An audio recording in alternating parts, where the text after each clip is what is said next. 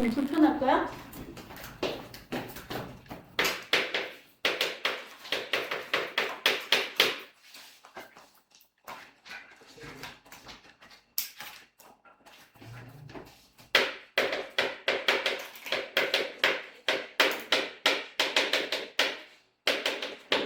자, 과학의 기본량에서 나오는데 우리는 과학에서 기술이 발달했어요. 기술이 발달해서 측정하는 게 얼마만큼 발달했습니까? 하고 물어보는 거예요. 그럼 과학에서 기본량을 하기 위해서 예전부터 지금까지 우리가 있었는 거에 우리 인간이 살고 있는 자연 세계에는 무엇이 있습니까? 하고 묻는 거예요.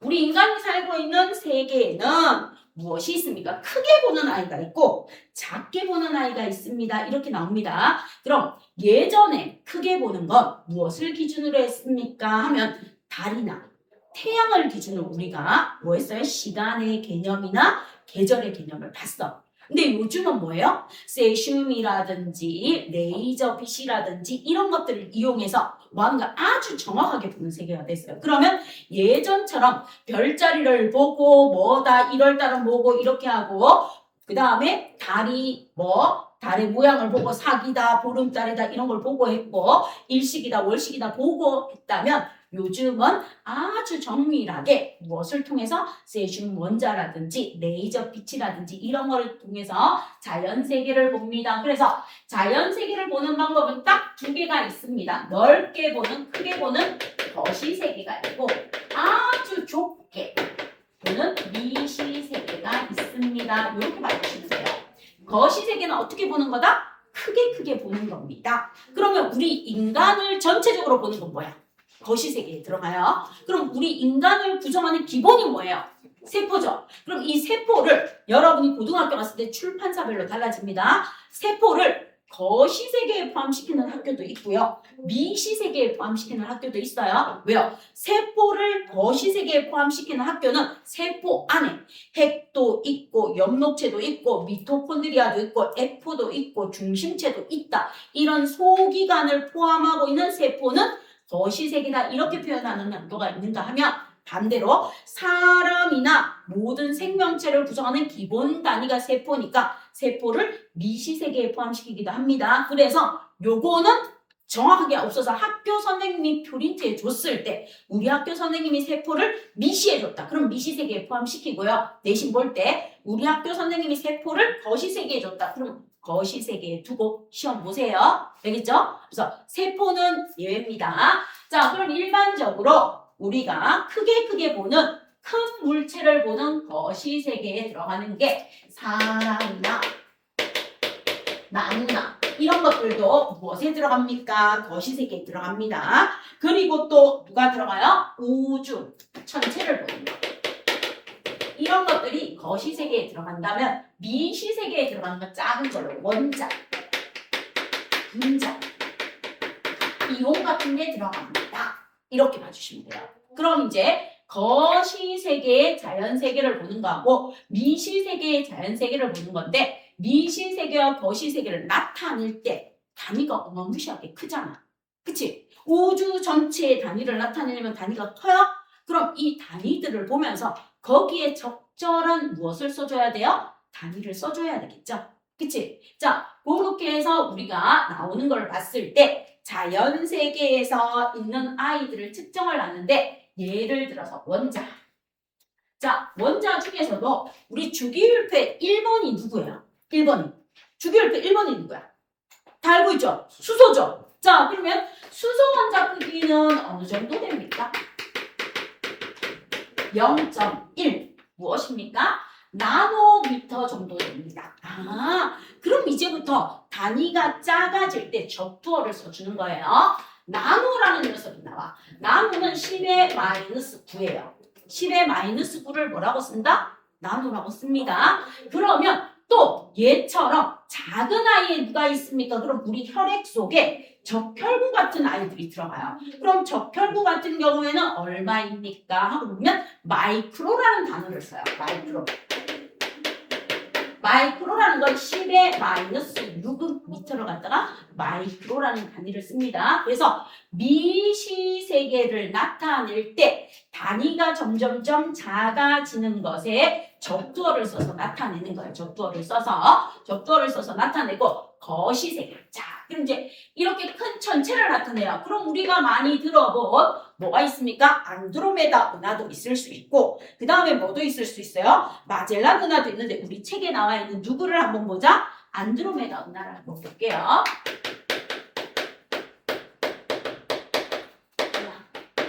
자, 그럼 이제 천체는 너무 커요. 그럼 우리가 약속을 했어요.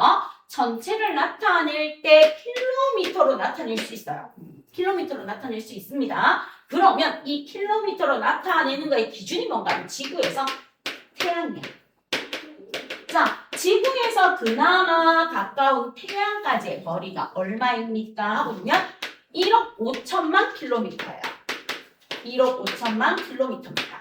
그래서 1억 5천만 킬로미터인데 이거를 숫자로 쓰려니까 너무 커. 그래서 우리는 약속했어요. 뭐라고 쓰자? 킬로미터보다 더 큰 전문 단위 1AU라고 쓰자.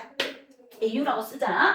그 다음 이거보다 더 커요. 더 멀리 있어요. 그럼 이제 여러분이 3학년 과정에서 배웠는 거 무엇을 배웠습니까? 별까지의 거리는 빛이 1년 동안 간 거예요.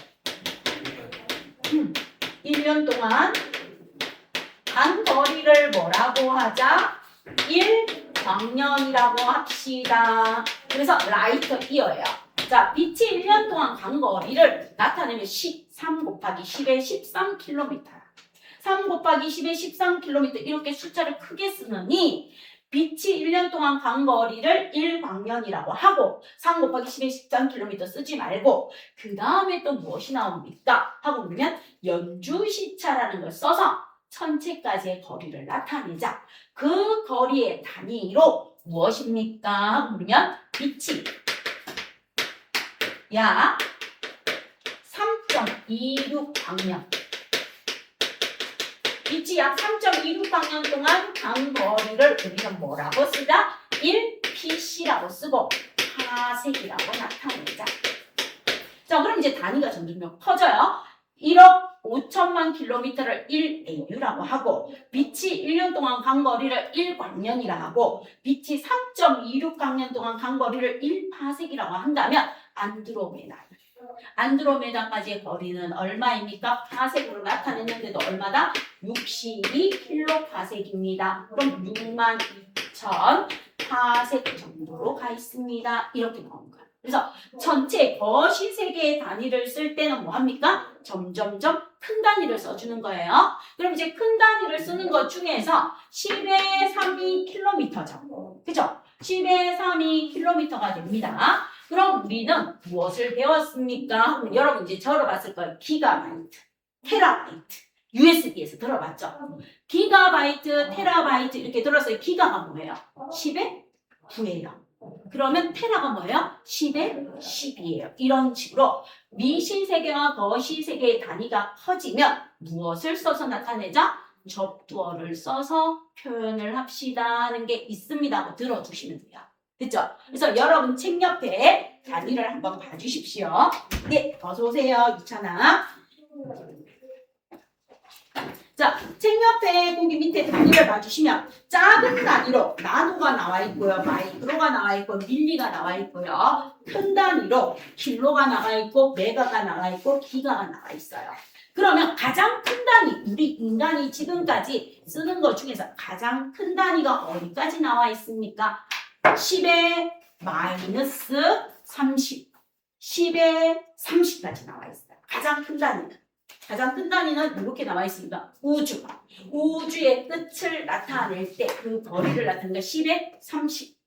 그거를 뭐라고 합니까? 그러면 퀘타라고 해줘요. 작은 단위는 퀘사라고 하는데 우리는 지금까지 많이 쓰는 게 아토초까지 나왔습니다. 작은 단위로 미시세계는 10의 마이너스 18. 이런 18 하면서 외워요. 아토초까지 나왔어요. 아토초까지 정확하게 인간의 과학 기술이 발달해서 미시세계를 측정할 수 있습니다. 그리고 우리 일상생활에서 요즘 뭐까지 많이 나왔어요? 기가바이트까지 많이 나왔어요. 맞죠? 여러분 USB 살 때 기가바이트 나와 있는 거 있어요? 그럼 요즘 조금 더 발달한 게 뭐예요? AI가 나오면서 테라바이트까지 지금 우리가 쓰고 있습니다. 그래서 가장 큰 일상생활에서는 무슨 단위까지 씁니다? 12 하고 나오는 무슨 단위까지 쓰고 있습니까? 하고 보면 우리는 지금 테라바이트까지 사용하고 있습니다. 요렇게 봐주시면 돼요. 그래서 단위도 미시세계, 거시세계에 맞춰서 접두어를 써서 사용하는구나 요까지만 들어주시면 돼요. 쌤 저 이거 막 기가바이트, 테라바이트 못 외우면 바보 돼요? 아니요. 못 외워도 상관없어요. 들어만 주시면 돼요. 아 이런 것들이 있다고 하더라 하는 거 정도만 알아주세요. 됐죠? 자 그럼 미시세계, 거시세계 이렇게 나오는 거에 대해서 여러분하고 간단하게 한번 봤습니다. 자, 그럼 우리가 이런 거를 뭐합니까? 미시세계든 거시세계든 측정하는 아이를 무슨 용어를 씁니까? 규모라는 용어를 씁니다. 용어만 봐주세요. 규모라는 용어를 쓰는구나 하고 봐주시면 돼요. 뭐 측정하기 위해서? 자연세계에 있는 어떤 자연현상의 크기를 구하기 위해서예요. 우리가 범위를 측정하기 위해서 규모라는 아이를 씁니다. 그럼 이제 이 규모에 맞추어서 단위를 써주면 돼요. 그럼 거시세계를 나타낼 때 억년, 킬로파세 이런 것들을 나타낸다면 미시세계, 적혈구 같은 크기를 나타낼 때는 적혈구는 우리 몸에서 만들어져서 약 120일 정도 살아요. 그럼 얘는 크기가 얼마입니까? 마이크로미터예요. 마이크로미터. 그럼 10의 마이너스 얼마 정도 돼요? 6까지 작은 미시세계의 범위로 들어갑니다. 그럼 얘보다 더 작은 게 무엇입니까? 하고 나와줍니다. 보기 보시면 원자 반지름에서 나와요. 원자 반지름에서 나와주는데 여러분이 한번 속으로 읽어봐요. 단위가. 단위 읽어보면 약 92억 분의 1 정도 돼요. 92억 분의 1 정도 되는 게 260 피코미터래요.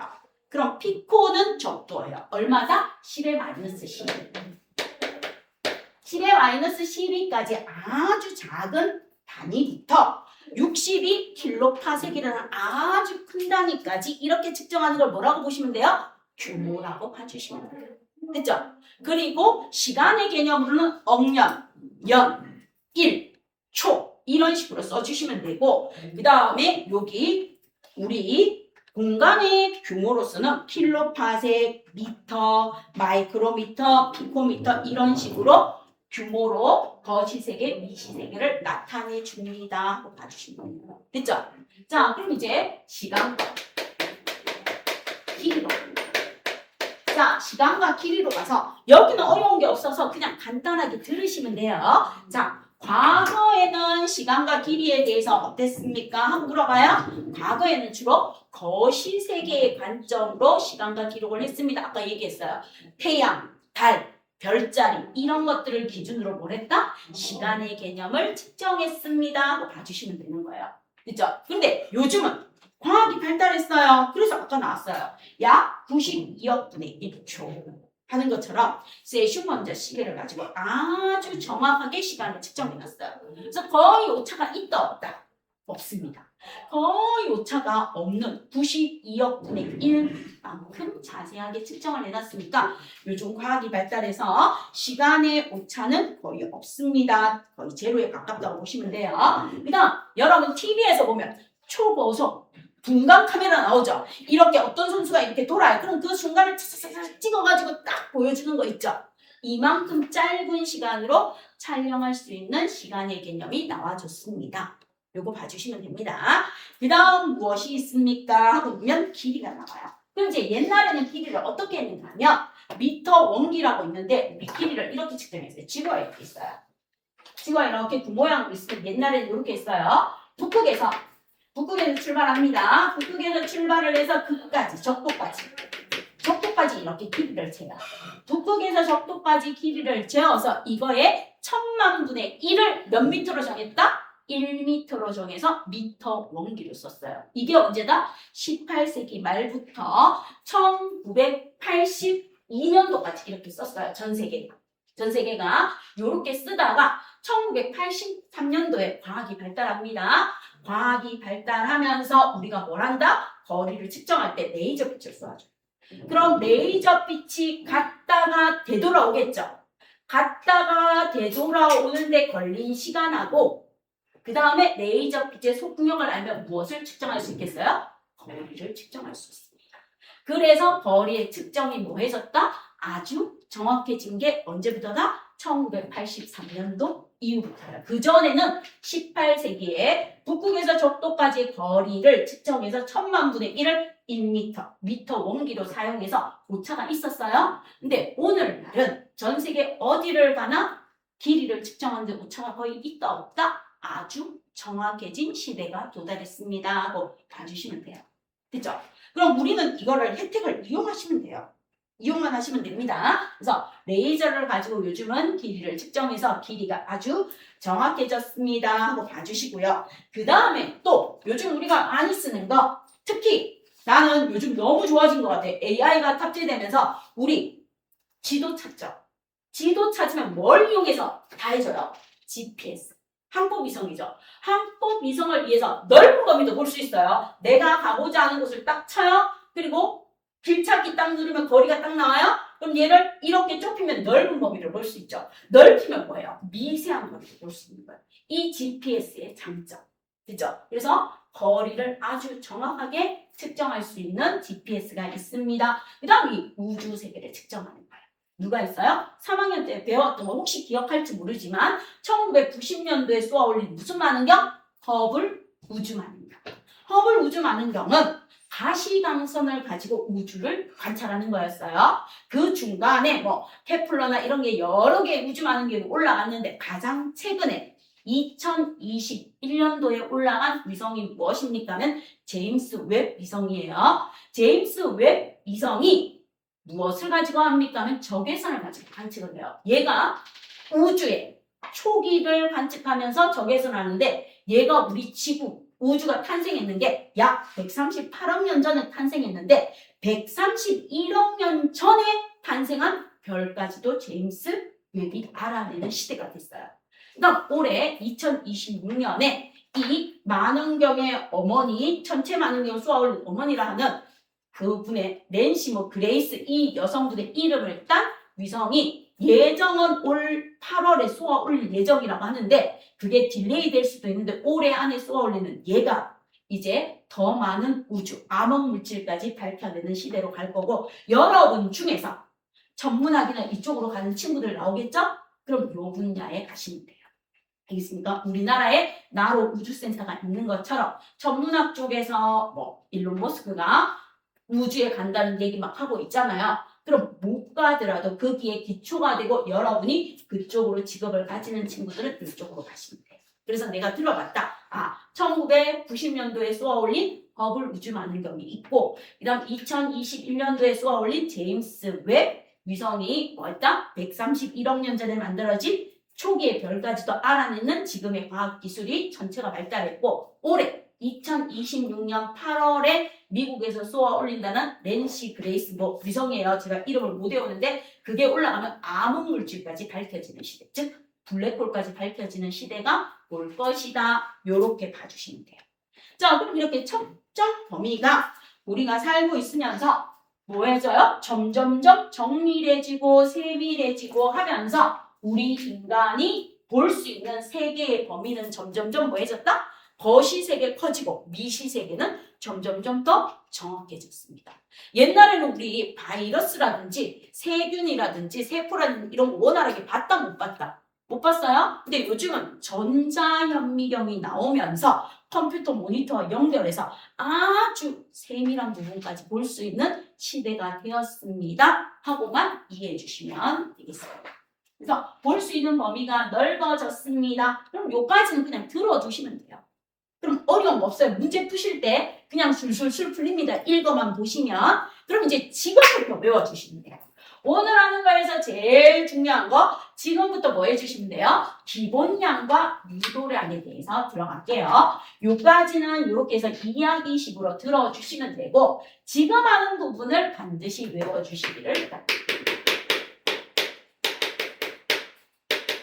자, 그럼 이제 우리가 물리라든지 화학이라든지 모든 과학에서의 기본량의 단위가 나와요. 기본량. 왜 나옵니까? 그럼 이제 옛날을 생각해봐요. 아주 옛날 소설책에서 받는 거. 나 물고기 한 마리 가지고 갔어요.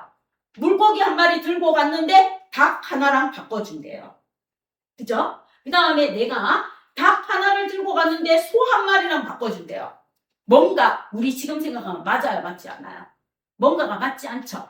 그죠? 그러면 우리나라에서 10cm는 이 정도야. 우리나라에서 10cm는 이 정도라고 쳐요. 우리나라에서 10cm는 이 정도라고 쳤는데 저쪽 나라에서 10cm는 어떻게 돼요? 이거보다 좀 짧아요. 짧아요. 이럴 수도 있잖아. 그쵸? 그러면 뭐 하는 거예요? 전 세계적으로 문제가 생기니까 약속을 합니다. 정확하게. 이 지구상에 과학이든 산업이든 무력이든 뭐 하자? 통일을 하자.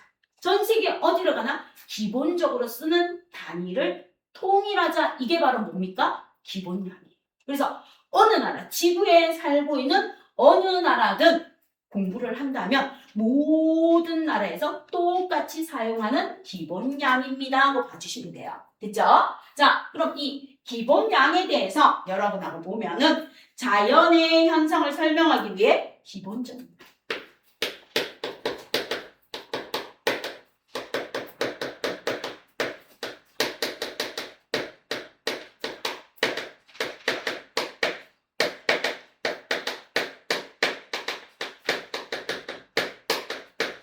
양으로 어디에? 국제천문단위. 국제천문단위에서 약속을 한 거예요.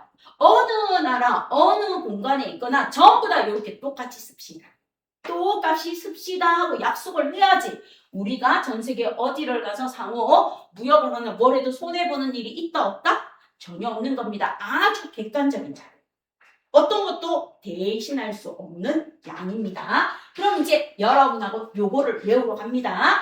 자, 기본양 자연 현상을 설명하기 위한 기본적인 양으로 국제 무엇에 되어 있습니까? 단위 협회에 기록되어 있습니다. 그래서 SI 국제 단위계에 등록되어 있어요.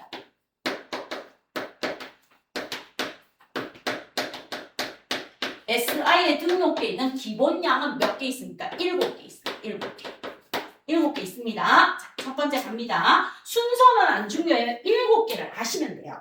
근데 첫 번째 기본량에 들어가는 아이 중에서 제일 중요한 아이로 뭐가 나옵니까? 길이가 나와요. 자, 그럼 이제 길이의 기본 단위는 무엇입니까?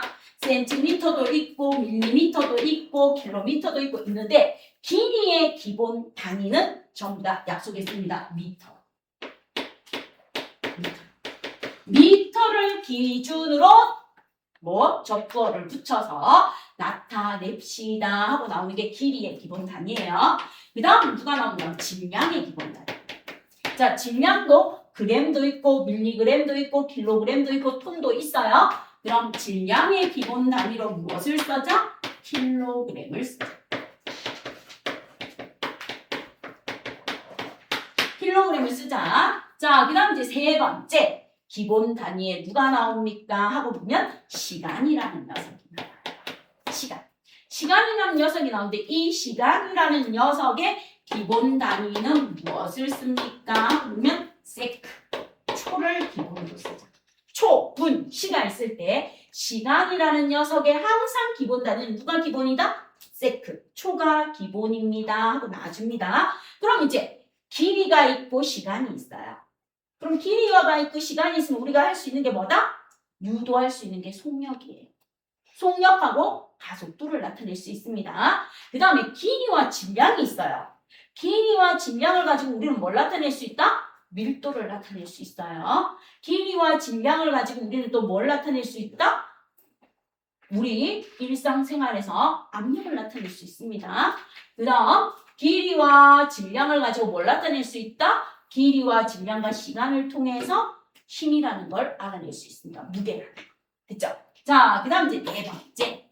단위로 들어가는 게 누가 있습니까? 그러면 바로 온도라는 녀석이 나와요. 온도. 온도라는 녀석이 나오는데 얘만 좀 조심해요. 온도의 단위는 전 세계적으로 일상적으로 많이 쓰는 단위 도시는 측정의 표준이야. 그럼 국제 단위에서 온도의 기본은 여러분하고 나하고 배웠던 켈빈입니다. 요것만 조심해 주시면 돼요. 켈빈. 켈빈이 온도의 기본 단위입니다. 그럼 전 세계적으로 많이 쓰는 도시는 측정 표준으로 전 세계 공용으로 써요. 그래서 전 세계 어느 나라나 내일은 온도가 38도씨가 되겠습니다. 그럼 뉴스 딱 듣는 사람들이 뭐예요? 38도씨 덥겠구나. 딱 예상할 수 있겠죠? 우리가 경험에 비추어서. 맞지? 내일은 영하 10도씨가 되겠습니다. 그럼 뭐 하는가? 내일은 춥겠구나. 뭐 하겠다? 따뜻하게 입고 가야 되겠구나. 내일은 날씨가 17도씨 정도 되겠습니다. 그럼 뭐 하겠어요? 많이 춥지도 않고 많이 덥지도 않겠구나. 적당하게 옷을 챙겨 입어야 되겠구나. 딱 예상이 오잖아. 그럼 이제 우리 지구가 미쳐서 이상기후로 힘들어지는데 연일 폭염으로 내일은 40도씨에 육박하겠습니다. 그럼 뭐 하겠어요? 온열 환자, 질환 환자 엄청 많이 생기겠죠. 아, 내일은 나가면 안 되겠구나. 나가게 되면 뭐 해요? 냉과 관련된 거 막 선풍기하고 다 준비해서 나가야 되겠구나. 딱 생각할 수 있겠죠. 그런데 국제 단위의 기본은 뭐다? 켈빈을 씁니다. 한번 알아두세요. 켈빈의 정의가 뭐예요? 중학교 때 배웠는 거니까.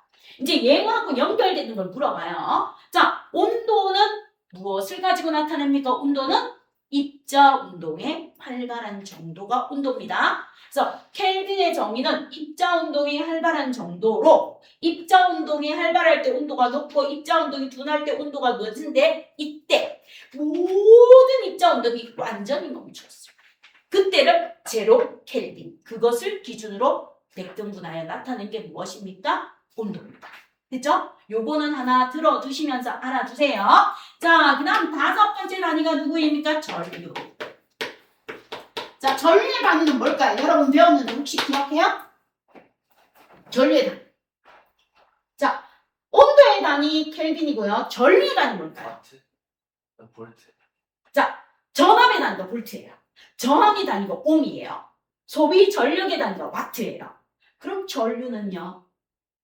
전류의 단위는 뭘까요? 과학자 이름이에요. 뭐예요? 혹시 기억나요? A, 암페어. 원래 암페르인데 암페어라고 해요. 자, 요까지는 여러분이 처음 들어보는 거 없죠? 처음 들어보는 거 없죠? 자, 그럼 이제 국제 단위계에서 여러분이 처음 들어보면서 들어가는 걸로 갈게요. 자, 7개가 있는데 5개는 여러분이 다 알고 있어요. 길이, 질량, 시간, 온도, 전류는 다 들어봤어요. 안 들어본 거 없습니다. 자, 그럼 이제 국제 단위에서 기본량으로 6번째 들어가는 게 누구입니까? 광도예요. 광도. 빛의 밝기. 이 전구의 밝기는 얼마입니까? 그럼 광도예요. 광도가 히파르쿠스가 최초로 별의 등급을 정한 거예요. 자기의 뭘 가지고? 촛불. 촛불을 가지고 촛불 하나일 때 밝기, 촛불 100개일 때 밝기를 비교했는 거예요. 그래서 이 광도의 단위는 무엇입니까? 초라는 의미에서 나왔어요. 캔들이라는 의미에서 나와서 칸델라예요. CD라고 쓰고 뭐라고 읽어주면 돼요? 칸델라라고 읽어줍니다. 자, 그래서 광도는 무엇을 나타냅니까? 빛의 세기를 나타내는데 우리나라가 전 세계 3위 안에 들어가는 반도체 강국이죠. 그쵸? SK 하이닉스부터 시작해서 삼성 지금 반도체 엄청나게 우리나라에서 뜨고 있고 잘하고 있고 여러분이 아마 여기에 있는 친구들 중에서도 거기와 관련되어서 미래에 과목을 선택하거나 직업을 가질 확률이 많으실 겁니다. 알겠죠? 거기에서 나오는 빛의 세기에 들어가는 칸델라예요. 그래서 1칸델라는 얼마입니까? 하고 보면 555 나노메타가 되는 683분의 1와트예요. 그래서 1칸델라는 그냥 드러나요. 555 나노미터에 들어가는 파장이고 여러분이 배운 전력으로 치면 683분의 1와트에 해당하는 게 1칸델라랍니다 하는 것만 한번 들어두시면 돼요. 요 칸델라의 단위는 아마 여러분이 광도와 관련해서 물리를 배우실 때 많이 쓸 거예요. 알겠죠? 그리고 지구과학에서 별의 등급이 나왔을 때 들어가는 걸로 쓸 것입니다. 됐습니까? 자, 그 다음 이제 7번째 나오는 게 물질량이에요. 물질량의 단위가 무엇입니까? 얘가 바로 몰이에요. 몰이라는 녀석이 여기서 처음 나와요. 이게 이제 화학에서 나옵니다. 화학에서 나오는 몰이라는 묶음 단위가 나와줍니다. 됐죠? 자, 얘가 물질의 양인데 이 양이 무엇입니까? 몰이에요. 그럼 이거는 무엇입니까? 아보가드로한테서 나왔어요. 그럼 아보가드로는 여러분이 들어본 친구도 있고 안 들어본 친구도 있는데 중학교 3학년 1단원 기체 반응 법칙에서 같은 온도, 같은 압력, 같은 부피 속에 모든 기체는 같은 수의 분자를 가집니다 하고 배웠어요. 배웠는데 이게 이제 바뀝니다. 0도씨 1기압 표준 상태 22.4리터 속에 6.02 곱하기 10의 23개를 입자를 가지면 1몰이 돼요. 1몰이 돼요. 이렇게 바뀌어져요. 이게 화학으로 넘어가는 거예요. 그래서 들어만 보시면 돼요. 아, 물질의 양이라는 단위에 몰 개념을 봤다. 몰 개념은 뭐에서 나온다? 그럼 쉽게 말하면 이거야. 1몰은 계란 한 판. 아, 계란 입자 30개가 모여서 계란 한 판이 되는 게 1몰이라고 생각하면 돼요. 그럼 화학에서의 1몰은 0도씨 1기압 22.4리터 속에 6.02 곱하기 10의 23개가 포함되어 있는 게 뭐다? 1몰입니다. 그럼 우리가 연필 한 다스 주세요 하면 연필 12자루죠.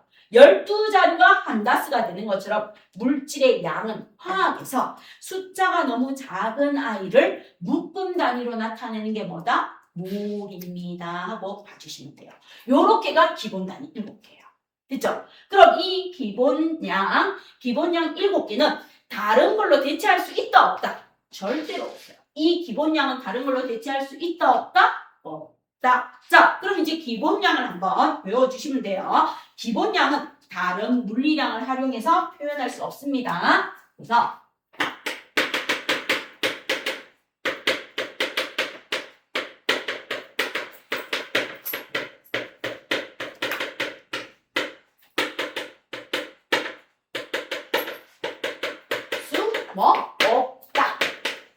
없다. 기본양은 고유양이야. 기본양은 고유양이어서 이 기본양 길이를 다른 걸로 표현할 수 없고 질량을 다른 걸로 표시할 수 없다. 딱 약속했는 이걸로 나타내 주세요. 그럼 길이, 질량, 시간, 온도, 전류, 광도, 물질량이 기본양입니다. 7개를 외우셔야 돼요. 그러니까 오늘 하는 것 중에서 제일 중요한 건 뭐다? 이 기본양 7개를 외워주시는 겁니다. 되겠습니까? 그래서 여러분이 알고 있는 길이의 단위 기본양 뭐다? 미터. 질량의 기본 단위 뭐다? 킬로그램. 킬로그램이라는 거. 그 다음에 시간의 기본 단위는 뭘 쓴다? 초를 쓴다는 거. 세크. 그 다음 온도의 기본 단위는 도씨가 아니고 뭐다? 켈빈을 쓴다는 거. 켈빈. 그리고 전류의 기본 단위는 뭘 쓴다? 암페어. 그럼 이제 여기서 물어봅니다. 1암페어는 무엇입니까? 1암페어는 뭡니까? 하고 물어봐. 그럼 1암페어는 뭐니? 전류는 뭐니? 전류는 뭔지 한번 물어보자. 중학교 2학년 때였던 거. 전류는 뭐야? 전류는 뭐니? 하고 물어봤어. 그럼 뭐라고 대답할래요? 전류는 전하의 흐름이 전류예요. 전하의 흐름이 전류야. 그러면 1암페어는 뭐니? 1암페어는 1볼트의 전압이 1초 동안 흘러갈 때 전류의 색이죠. 그럼 1암페어라는 단위 시간 동안 도선의 한 단면을 지나가는 전하의 양입니다. 전하의 양? 그럼 1암페어의 전하의 양이니까 무엇입니까? 1암페어는 1초 동안 도선의 한 단면을 지나가는 전하의 양. 그게 얼마예요? 6.25 곱하기 10의 18개입니다. 됐죠? 그래서 10의 18개가 1암페어의 전하량이 됩니다. 들어두세요. 들어두셔야 앞으로 당장 3학년 2학기 거 시험 볼 때는 안 나오지만 앞으로는 필요해요. 그래서 내가 중학교 때 배웠던 거 전하의 양, 전하의 흐름이 뭐다? 전류. 암페어입니다. 1암페어는 단위 시간 1초당 도선의 한 단면, 전선의 한 단면을 지나가는 전하의 양이고 이 전하의 양은 뭐합니까? 6.25 곱하기 10의 18개입니다. 하고 기억하시면 돼요. 되겠죠? 요렇게 해서 전류가 나옵니다. 그 다음 이제 국제 단위에서 내가 중학교 때 안 들었던 새로운 단위가 뭐가 들어간다? 빛의 세기를 나타내는 광도의 단위 칸델라가 들어가고 물질량, 질량이 아니고 물질량을 나타내요. 묶음 단위. 묶음 단위를 나타내는 물질량이라는 모래 단위가 들어갑니다. 그럼 이제 물질량에서 기억이 안 나면 이것만 기억해요. 아, 쌤이 얘기했어. 계란 30개를 묶어서 우리가 한 판이라는 거 하는 것처럼 물질량이라는 것 0도씨 일기압 22.4리터 속에 이 지구상에 있는 모든 기체가 6.02 곱하기 10에 23개가 들어있는 걸 1몰이라고 한대요 하고 들어만 두세요. 알겠죠? 들어만 두세요. 뭔지를 들어두시고 아, 나 들어봤어 하고 기억해 주세요. 그럼 이 기본량은 다른 물리량으로 표현할 수 있다 없다? 절대로 표현할 수 없어요. 기본 물리량은 다른 물리량으로 대체해서 표현할 수 있다 없다? 절대로 없습니다. 자, 기본량에 들어가는 게 뭐가 있다? 길이, 질량, 시간, 온도, 전류, 광도, 물질량이 있습니다. 요거 꼭 기억해 주시길 부탁드립니다. 몇 개 있다? 7. 기본량에 들어가는 건 몇 개 있습니까? 5개가 아니고 7개예요. 기본량에 들어가는 건 몇 개 있다? 7개 있습니다. 그럼 요게 부피나 넓이나 속도나 가속도나 힘이나 압력이 들어가면 기본량이다 아니다? 아니다. 그럼 우리가 일상생활에서 쓰는 넓이, 무게, 압력 이런 것들은 기본량을 응용해서 만들어낸 유도량에 들어갑니다. 그럼 이제 여러분하고 유도량에 대해서 한번 볼게요. 됐죠? 자, 그럼 유도량 봅시다. 오늘 기본량과 유도량만 여러분이 알아주시면 거시세계, 미시세계 규모, 시간 기록 나오는 거, 아, 과학이 발달해서 점점점 거시세계는 점점점 더 커지고 미시세계는 점점점 아주 작은 세계로 들어가면서 무엇을 쓴다? 적두어를 써서 나타내는데 그 적두어의 단위의 기본이 뭐다? 미터를 기본으로 하는구나. 미터를 기본으로 적두어가 나타나서 나노미터, 피코미터, 펜토미터, 뭐 아토초 이런 것도 나오고 기가도 나오고 테라도 나오고 킬로도 나오고 메가도 나오는구나. 이렇게 봐주시면 돼요. 알겠죠? 그래서 거시세계로 커지는 거, 미시세계로 작아지는 거의 기본이 전부 다 뭐다? 길이의 미터를 기본으로 했습니다 하고 봐주세요. 자, 그럼 이제 기본량에서 뭐가 나와줍니까? 하고 물으면 유도량이 나옵니다. 기본량을 이용해서 나타내는 물리량. 기본량을 이용해서 나타내는 물리량에 유도량이 있는데 넓이가 있어요. 넓이가 있습니다. 자, 그 다음에 무엇이 있습니까? 하면 우리 일상생활에서 쓰는 아이들 중에서 여기서 보시면 넓이도 있고 부피도 있고 속력도 있고 밀도도 있어요.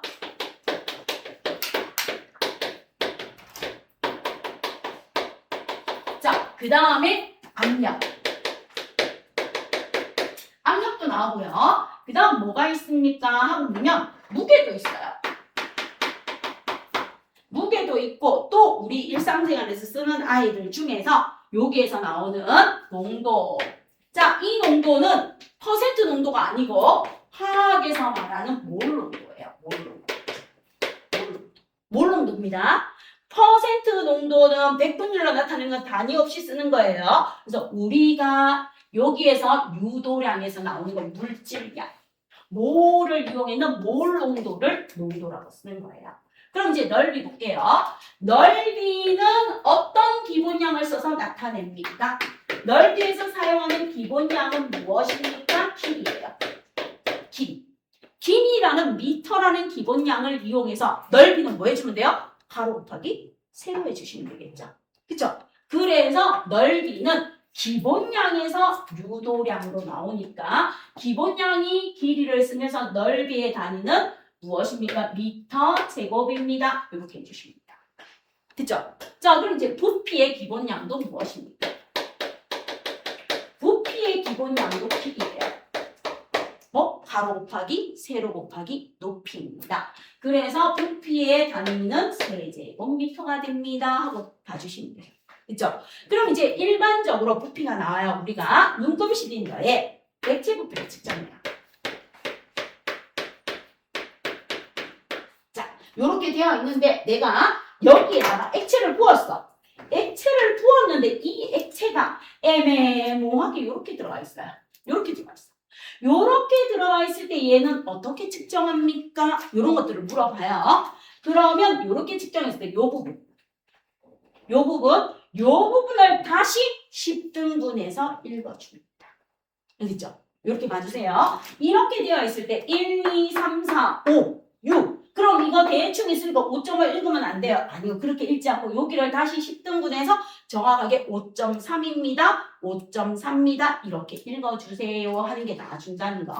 그러면 일반적으로 부피는 길이를 기본으로 했기 때문에 가로 곱하기 세로 곱하기 높이라서 세제곱미터라는 유도량을 사용합니다. 나와줍니다. 자, 그럼 이제 밀도라는 녀석의 기본량은 무엇입니까? 그럼 이제 밀도 구하는 공식을 여러분이 알아요. 밀도는 뭐분의 뭐예요? 밀도는 뭐분의 뭐니? 밀도 구하는 공식은? 밀도는? 너무 오래됐어요? 부피분의 질량입니다. 부피분의 질량입니다. 그래서 밀도 D는 볼륨분의 뭐예요? 매스예요. 매스입니다. 그렇죠? 그래서 밀도는 하트라고 기억하시면 돼요. 매스를 볼륨으로 나누어 주는 게 뭐합니까? 밀도입니다. 자, 그럼 이제 밀도의 기본 단위는요? 무엇입니까? 길이와 질량입니다. 길이와 질량입니다. 길이와 질량이니까 질량의 기본 단위 무엇을 쓴다? 킬로그램을 쓰고 길이의 기본 단위인데 길이를 써서 부피를 나타내면 세제곱미터가 들어갑니다. 이렇게 해주십니다. 그죠? 이거를 한번 들어놓으면 문제 풀 때 쉬워요. 듣고 생각만 하시면 문제 푸실 때 쉬운데 예를 들어서 이해를 안 하면 이게 문제에 나왔을 때 뭔 소리지 이러고 헷갈립니다. 알겠습니까? 그래서 요것만 오늘 기본량하고 유도량만 잘 이해하셔도 일단 눈에 1에서 한 문제 나오는 건 여러분이 맞춘 거예요. 있지? 자, 그럼 이제 속력 갑니다. 그럼 속력의 기본량은 무엇일까요? 속력 구하는 공식은 여러분 다 알고 있죠? 내가 100m를 20초에 뛰었어. 그럼 뭐 해주면 돼요? 100m를 시간으로 나눠주면 되죠? 그래서 속력은요 무엇입니까? 하고 물으면 걸린 시간분의 이동 거리입니다. 따라서 velocity는 time의 distance예요. 이렇게 나와요. 그럼 기본 단위, 거리의 기본 단위는 뭐가 들어가겠어요? 길이가 들어가요. 그러면 시간 들어가니까 시간은 기본 단위 들어가죠. 그래서 길이와 시간이라는 기본량을 이용해서 속력을 구하기 때문에 속력의 기본 단위는 미터 퍼 세컨드. 그렇죠? 그래서 속력의 기본 단위가 미터 퍼 세컨드가 되는 이유가 여기에 있습니다. 그래서 운동량, 운동 에너지 구할 때 모든 속력의 기본 단위는 뭘 쓴다? 미터 퍼 세컨드를 쓰는 이유가 여기 있습니다. 그렇죠? 그래서 3학년 때 여러분 운동 에너지 구할 때 2분의 1 곱하기 질량 곱하기 속력의 제곱입니다. 속력의 센티미터 퍼 세컨드 아니고 킬로미터 퍼 아워도 아니고 미터 퍼 세컨드로 바꾸는 이유가 여기서. 알겠죠? 여기 기본량과 유도량에서 나와줬습니다. 한번 봐주세요. 자, 그럼 이제 압력을 나타냅니다. 압력은요, 정의가 뭐예요? 압력. 자, 여러분 상식적으로 생각하고 있어요. 보세요. 자, 이런 샤프가 있을 때 이렇게 눌러요. 그럼 똑같은 힘으로 눌렀을 때 어느 쪽이 압력이 더 크다고 생각해요? 뾰족한 쪽이 압력이 더 크죠? 그럼 뭐예요? 접촉 면적이 어떨수록? 좁을수록 압력이 크죠? 그 다음에 똑같은 면적일 때는 누르는 힘이 어떨수록? 클수록 압력이 크죠? 그럼 압력은 단위 넓이의 수직으로 작용하는 뭐예요? 힘이에요. 맞죠? 자, 그럼 이제 압력 구하는 공식 갑니다. 여러분이 배우는 거 그대로 써먹어요. 문제 푸실 때. 압력은 단위 넓이의 수직으로 작용하는 힘이에요. 힘. 힘은 물체를 누르는 무게도 됩니다. 자, 힘은 무엇이 됩니까? 물체를 누르는 무게도 돼요. 무게도 돼요. 그럼 이제 무게부터 먼저 볼게요. 자, 무게는 어떻게 구해줍니까? 물체의 무게. 질량 곱하기 질량 곱하기 9.8이죠. 물체의 무게, 중력의 크기는 어떻게 됩니까? 중력의 크기가 여러분 따끈따끈하게 시험 봤을 거예요. 물체의 무게가 돼요. 물체의 무게가 되니까 우리는 여기에서 뭘 가져왔어요? 무게를 가져왔어요. 그럼 무게는 9.8 곱하기 질량입니다. 여러분이 어마무시하게 많이 배웠어요? 그럼 9.8이 뭐예요? G죠. G가 뭐예요? 중력 가속도예요. 중력 가속도예요. 가속도는 속력을 시간으로 한 번 더 나누어 준 거죠. 그럼 이제 갑니다. 여기에서 쓰인 속력을 시간으로 한 번 더 나누어 준 거고, 그 다음 뭐가 나와요? 질량이 나와요. 그럼 무게의 기본 단위는 뭐가 되겠어요? 질량, 시간, 속력이니까 뭐가 들어가요? 길이. 그럼 무게의 기본량은 질량, 길이, 시간입니다. 되겠어요? 풀어낼 수 있겠어요? 되겠어? 요렇게 풀어주시면 돼요. 무엇입니까? 물어봅니다. 무게는 중력의 크기야. 중력의 크기는 물체의 무게야. 도엽이가 얘기해 준 것처럼 9.8 곱하기 질량입니다. 9.8이 중력 가속도야. 가속도라는 녀석은 속력을 시간으로 한 번 더 나누어준 속력 변화입니다. 그래서 기본량이 요겁니다. 자, 그럼 이제 무게 갑니다. 킬로그램. 중력 가속도의 단위는 뭐예요? 미터 퍼 세컨드 제곱입니다. 그죠? 이게 무게예요. 무게, 힘. 무게도 되고 힘도 돼요. 그래서 얘의 단위는 누가 나옵니까? 킬로그램 미터 퍼 세컨드 제곱이 나와요. 됐죠? 자, 그럼 이제 압력의 단위로 갑니다. 압력의 단위로 가요. 압력은 단위 면적이에요. 단위 면적의 수직으로 작용하는 힘 또는 무게입니다. 힘 또는 무게입니다. 하고 나와줍니다. 그럼 넓이의 기본 단위는 뭐다? 기본량은 킬입니다. 킬이? 자, 힘의 기본 단위, 무게의 기본 단위는 뭐예요?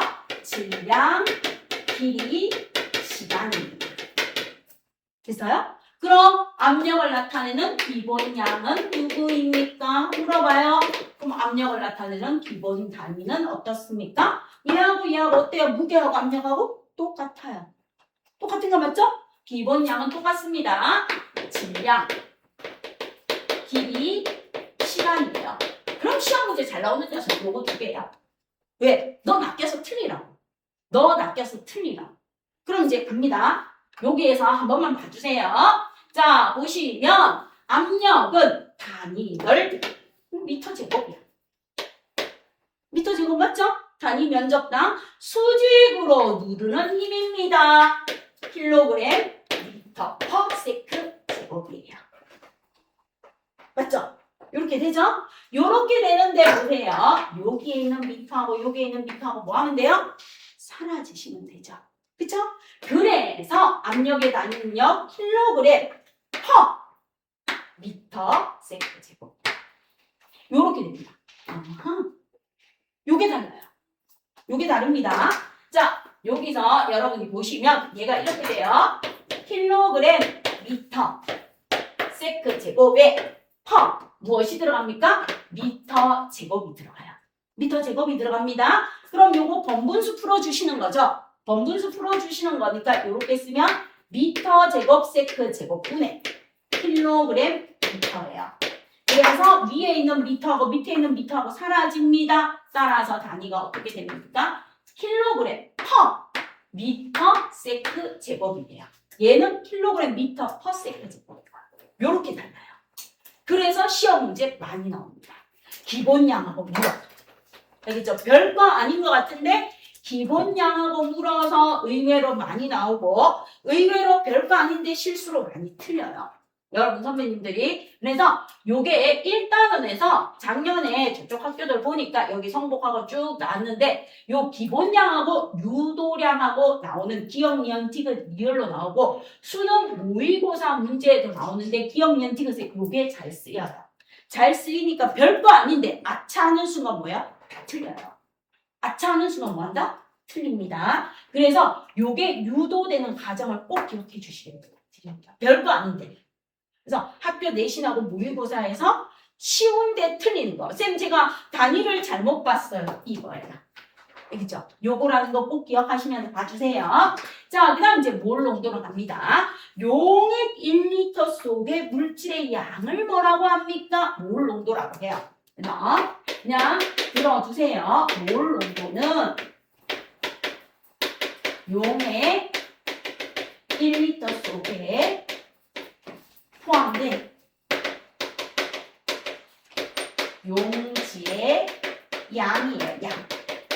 자, 그럼 이 용질의 양이 무엇입니까? 바로 몰이야, 몰. 아, 그럼 쌤, 이 용질의 양이 뭐라고요? 물질의 양이 된 거예요, 물질의 양. 용액 1리터 속에 포함되어 있는 물질의 양이 몰농도입니다. 그래서 이거를 화학에서 나오는데 학교 선생님이 프린트해주고 설명을 해주셨다. 그럼 요거까지 알아두면서 몰농도로 들어가 주시면 되고요. 그냥 선생님이 별 말씀 안 하고 자, 단위에는 물질량이 있고 물질량의 단위는 몰이라는 걸 써 이랬으면 간단하게 알아두시면 됩니다. 되겠죠? 자, 그럼 예에서 쓰이는 기본량은 누구입니까?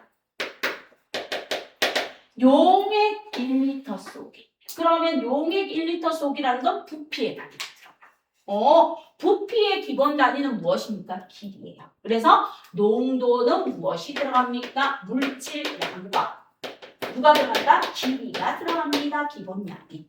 기본량. 기본량의 왜 정의는 몰농도의 정의는 용액 1리터 속에 포함된 용질의 단위야. 1리터는 부피의 단위야. 부피는 바로 뭐다? 길이의 단위에서 나왔어요. 가세누. 길이의 단위에서 나왔습니다. 그래서 이렇게 되면서 단위가 어떻게 됩니까? 몰 농도의 단위는요. 이렇게 돼요. 몰 퍼 세제곱미터가 나와주는 이유. 이렇게 됩니다.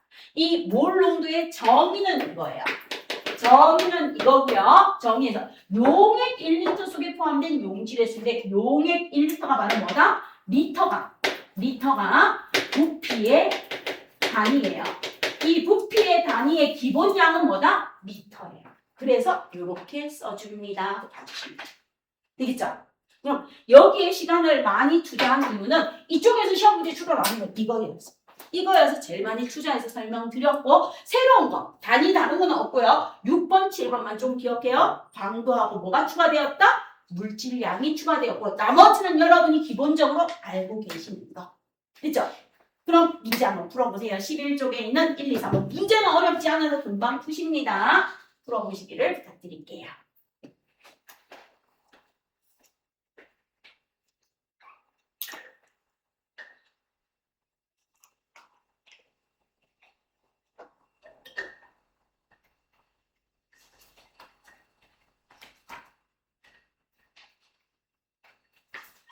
그 책 위에다가 이거 몰농도 정의만 하나 적어 놓으시면 돼요. 몰농도의 정의는 용액 1리터 속에 포함된 용질의 양 몰입니다. 이렇게 해주시고.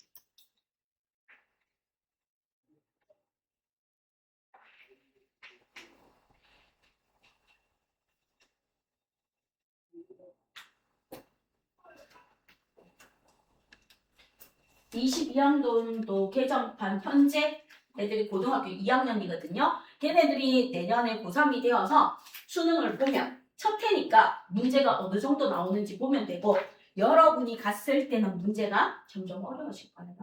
왜냐하면 학력평가에서 모의고사 수능으로 바뀌었을 때도 첫 해는 문제 됐다 쉬웠거든요.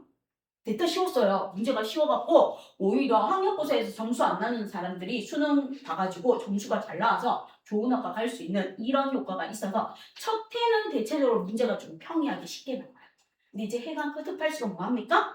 학생들의 공부량이 많아지고 이렇게 냈더니 애들의 고득점자가 많더라. 그럼 이제 점점점 문제가 까다로워지고 그럼 까다로워지면 이제 통과에서도 이런 하원에 있는 기본 개념 같은 걸 꺼집어서 가지고 올 것 같아서 알려드렸습니다.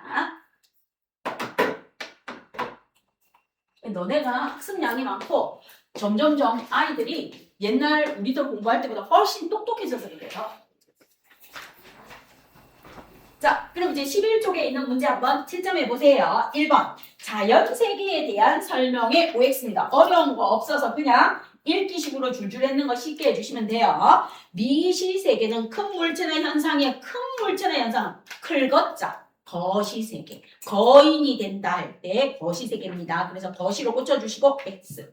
자연에서 일어나는 현상들은 시간과 공간 규모가 매우 다양하다. 큰 스케일도 있고 작은 스케일도 있고 아주 다양해서 접두어를 써서 단위를 나타냅니다. 시간과 길이를 측정할 때 규모와 관계없이 같은 방법을 쓴다. 아니요. 규모에 따라서 킬로파섹의 단위도 쓰고 나노미터의 단위도 쓰고 피코미터의 단위도 쓰고 킬로미터의 단위도 쓰고 다양하게 씁니다. 그리고 시간에 따라서 억년도 쓰고 년도 쓰고 일도 쓰고 초도 씁니다. x. 현대에는 세슘 원자시계를 이용해서 정밀하게 시간을 측정할 수 있습니다. 약 92억 분의 1초로 나타냈었습니다. 하고 봐주세요. 그래서 XO가 되고요. 2번 기본량에 대한 설명입니다. 시간, 길이, 질량, 전류, 온도. 여러분이 알고 있는 거. 얘가 대부분 많이 나와요. 시간, 길이, 질량, 전류, 온도 등과 같은 기본량은 자연현상을 설명하기 위해 필요한 기본적인 양입니다. 말 그대로 기본적인 양이야.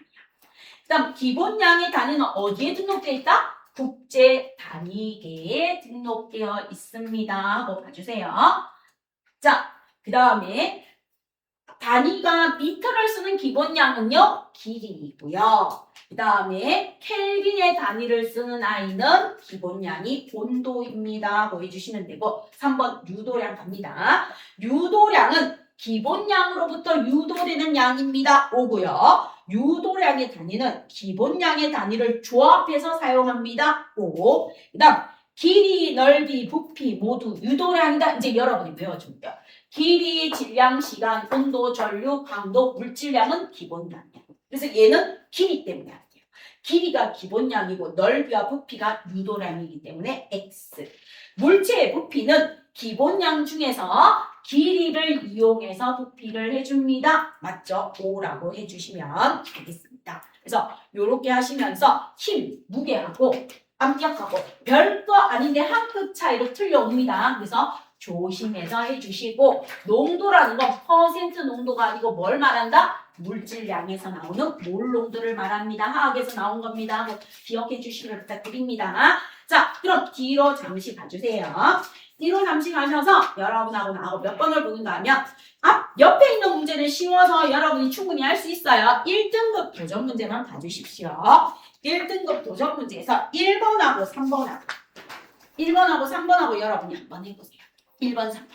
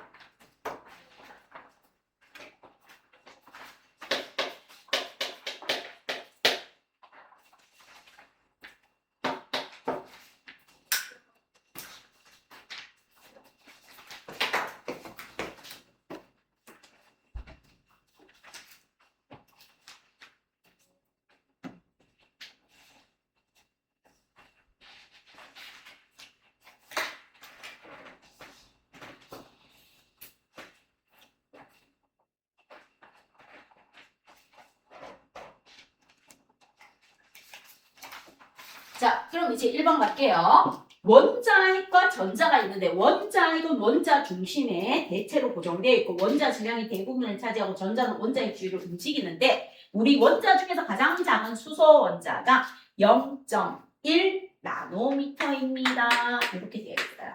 그러면 나노는 n이라고 쓰고 10의 마이너스 9입니다.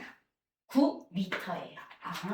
길이에 미터를 기본으로 접두어가 들어가는 단위구나. 이렇게 해주시면 돼요. 알겠죠? 그래서 나노미터는 이렇게 됩니다. 하고 봐주시면 돼요. 그러면 얘는 10억 분의 1, 0.1 나노미터니까 10억. 그럼 여기에 소수점 하나 빼면 10억이 아니고 100억 분의 1이 수소 원자의 질량입니다. 하고 봐주시고요. 전자가 원자의 주위를 도는데 걸리는 시간은 세크로 나타납니다. 150 아토초입니다. 아토는 무엇입니까? 물어봐요. 아토. 자, A라고 쓰고 10에 마이너스 18초예요. 그럼 여기에서 아토에 들어가는 게 무엇입니까? 아토는 10에 마이너스 18입니다. 하고 봐주시면 되겠습니다. 자, 그럼 요거는 뭐예요? 미시세계예요. 자, 그럼 지구와 태양 사이 거리가 1AU입니다. 그럼 1AU는 1.5 곱하기 10의 8km. 1억 5천만 킬로미터입니다. 그리고 지구가 태양을 한 바퀴 도는데 365일이 걸려요. 그럼 얘는 거시세계를 나타냅니다. 요 두 개를 비교했을 때 가는 미시세계, 나는 거시세계입니다. 그럼 얘는 0.1 나노미터는 1 곱하기 10에 마이너스 10m하고 같겠죠. 나노가 10에 마이너스 9니까 0.1에서 하나 더 올라가면 10. 그럼 기억 맞고요. 가는 미시세계, 나는 거시세계니까 틀렸고요. 공간 규모에서는 나가 가보다 훨씬 큰 거 맞죠? 답은 3번입니다. 자, 3번 문제 기본량이에요.